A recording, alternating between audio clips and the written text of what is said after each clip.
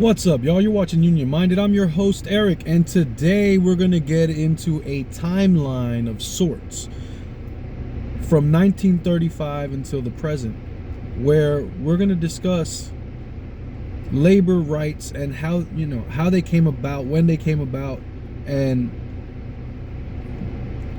what laws were passed in what order, and what were the effects of those laws on labor, particularly to the IBEW, because that's the labor union I have been a part of my entire career. That's the labor union that I'm most familiar with through my journey. And so that's kind of the lens I want to take it through. But this is an awesome document that was shared with me, and I wanted to bring it to you guys because I thought it would be something beneficial for you to learn, and also so that you can have it and have discussions and talk about it and stuff like that. So here we go.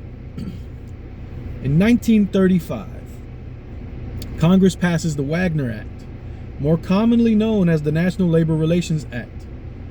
The act, for the first time, guaranteed the rights of workers to form and join unions and to bargain collectively. It's what we do every 3 years. We bargain collectively. It's because of the 1935 Wagner Act.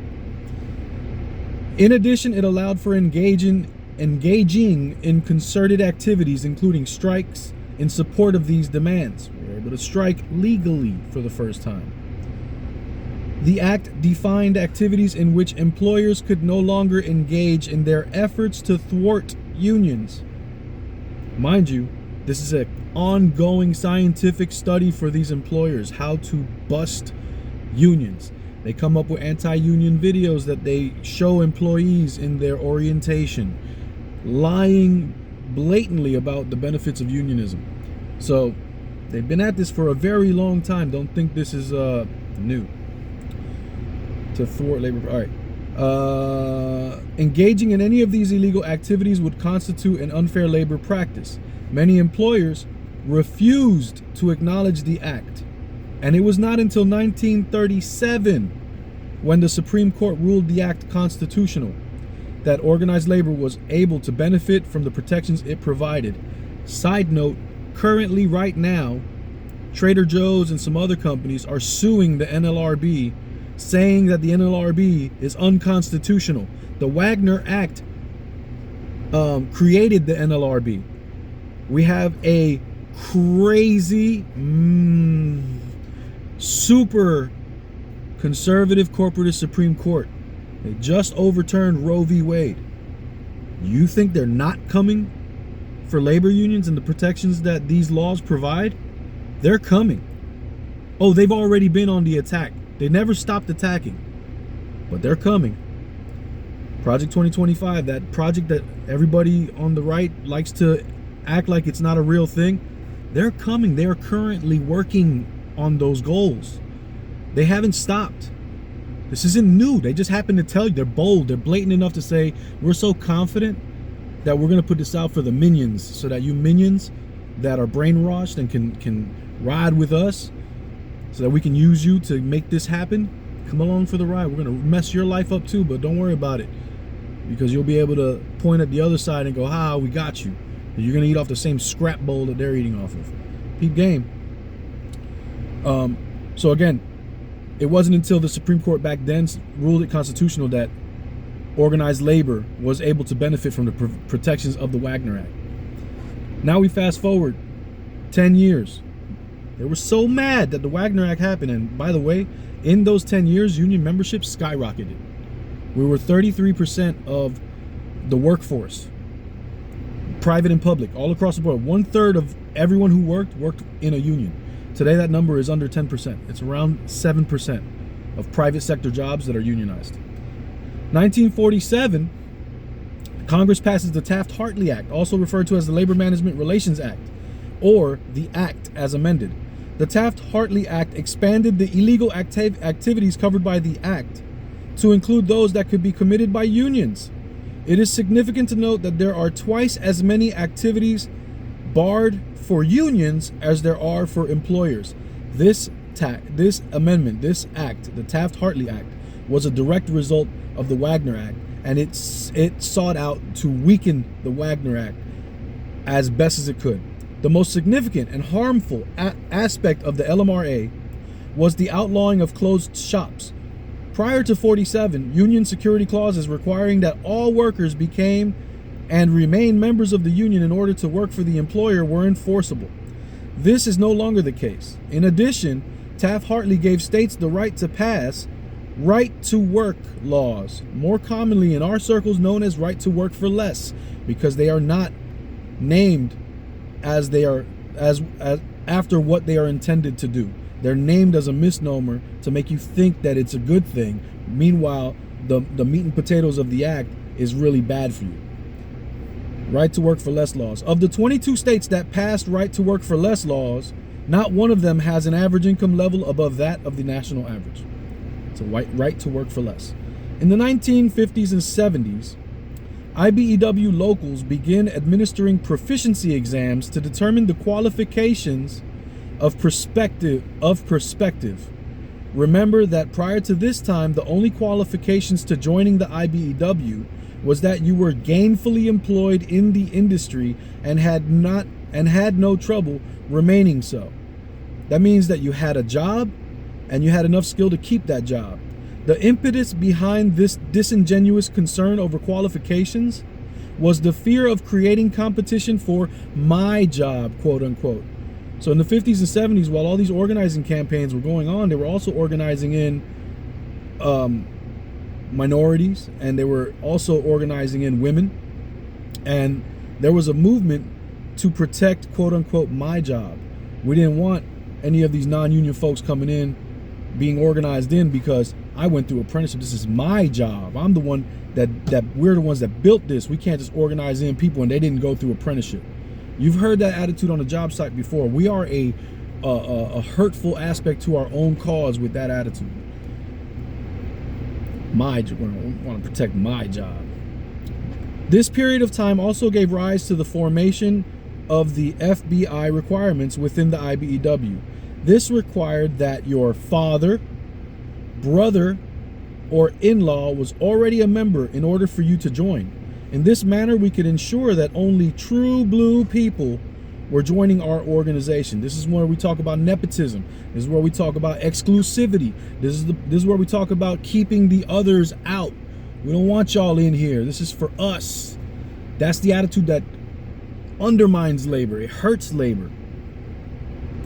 This inbreeding mentality to membership growth left us and our employers with an insufficient number of skilled trade persons to accomplish the work that was available. Instead of simply bringing in more apprentices and or allowing those that were already engaged in the industry to join us, it was decided to create a new classification for worker, known as the white ticket or the permit hand.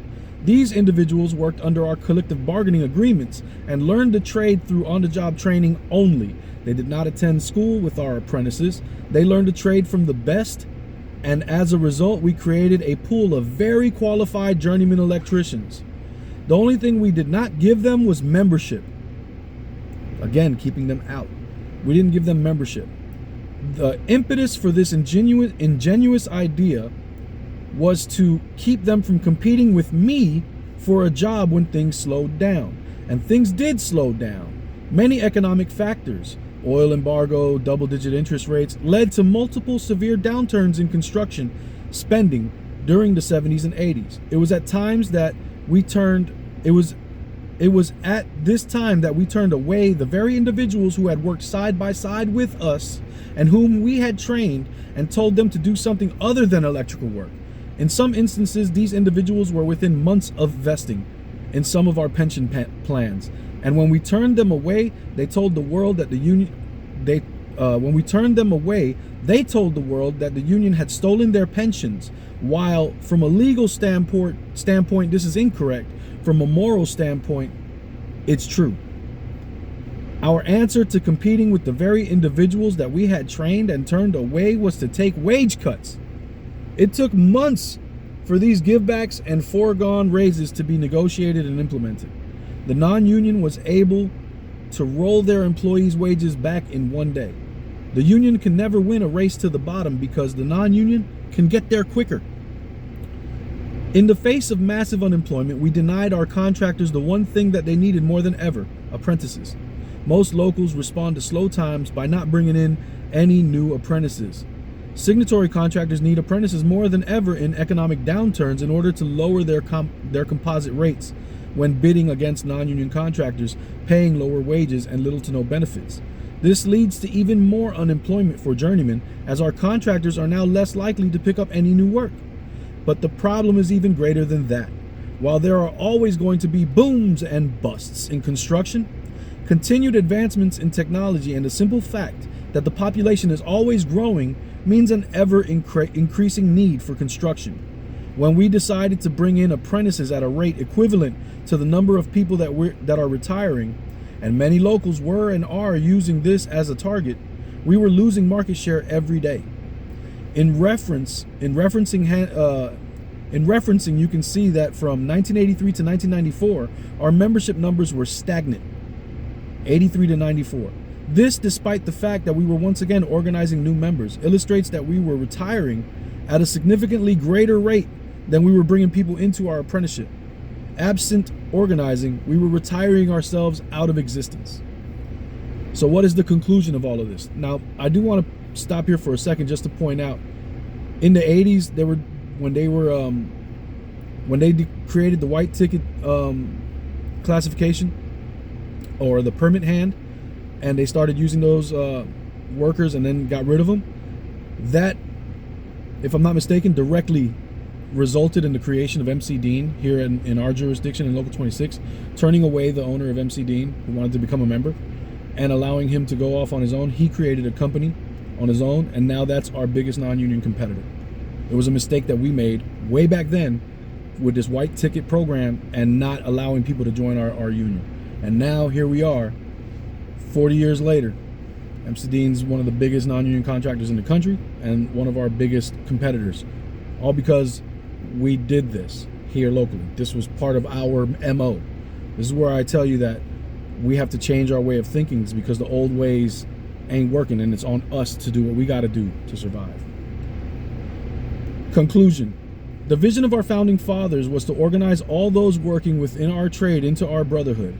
While we followed this vision, we were able to grow and provide for our members the wages and dignity that they so richly deserve. Every time we have deviated from this very simple equation, it has backfired. Every membership restrictive policy we implemented was nothing less than a selfish attempt to protect my job. While wearing these short-sighted glasses, we failed to see that it is better to have 10 unemployed electricians competing at union wages and benefits for one job than to have one unemployed union member competing against 9 unemployed electricians that work for less than union wages and benefits for that same job. Nobody wins in a race to the bottom. The IBEW and other building trade unions created the non-union competition that we face today. The IBEW and other building trade unions created the non-union competition that we face today. What did I just tell you about with MC Dean? There is no argument on this matter. No matter what they tell you, it's an indisputable thing.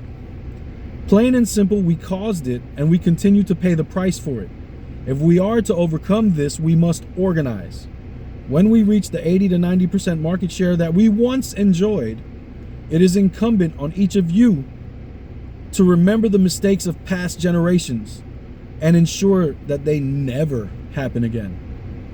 We win when we bring people in. We don't win when we try to stiff arm everybody. Doesn't work that way. Henry Miller didn't set out to create an exclusive club amongst electricians. Henry Miller set out to organize all electricians, everyone that touches wire. And so we must continue that mission, because, damn it, this is Henry Miller's organization, and we know what he wanted to do: organize all electricians.